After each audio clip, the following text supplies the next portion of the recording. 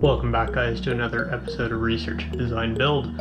In this episode I'm going to show you what you need to do in order to create a nice transition going from an area where you've got a subfloor panel to an area where you are not going to have a subfloor panel.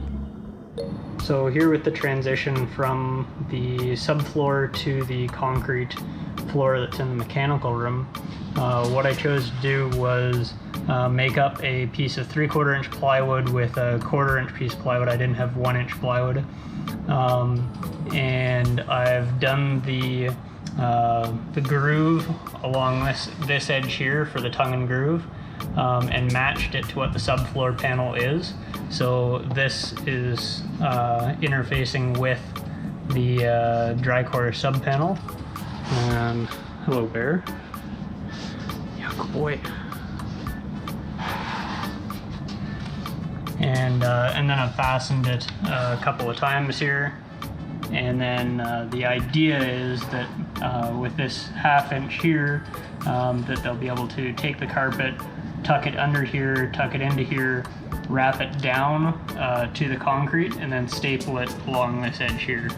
And so that should, I'm hoping, give a nice rounded lip coming into the mechanical room and kind of finish that off.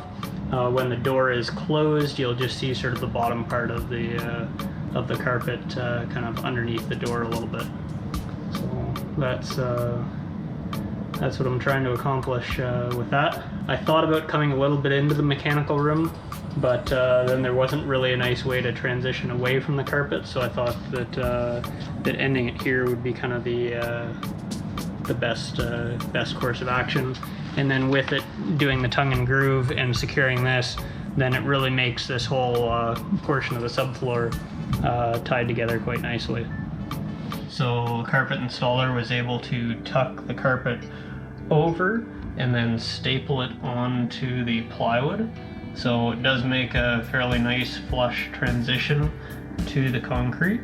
I think I might add just one other strip here, if I can find a strip of aluminum or something like that, that will tie that in flush, just to kind of get away from some of the sort of areas here where it's a little less than even, I guess. But I think with some vacuuming and that sort of thing, that'll come back to being a little bit more flush.